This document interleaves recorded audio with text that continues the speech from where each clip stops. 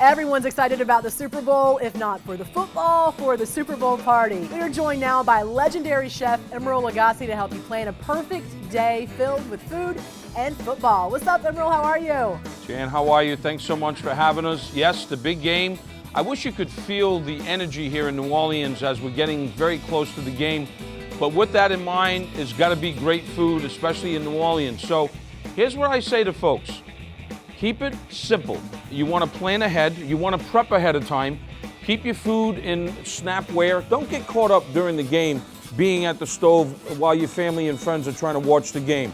Keep it simple. Here's a few of my dishes. One is chicken wings. I guarantee will be in the top 3 food groups this coming weekend.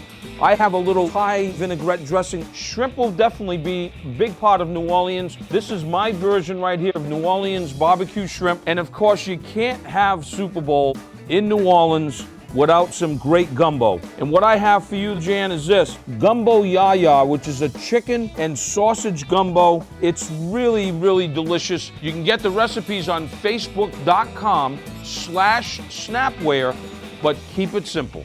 And I've actually been to your restaurant, Nola, there in New Orleans. I gotta tell you, I love that barbecue shrimp you make. But what is your favorite Southern dish? There's so many great dishes. I love gumbo. I love fried chicken. I love barbecue shrimp. Chicken wings. Miss Hayes chicken wings at Nola. You talk about that you've been to Nola. I don't know if you have Miss Hayes chicken wings. They're a Vietnamese stuffed chicken wing that is absolutely delicious. I will be definitely getting some of them this weekend. Actually, I sure have had those. When you talk about gumbo, what's the one key ingredient to making it just superb? I think, Jan, what it is it comes down to the roux.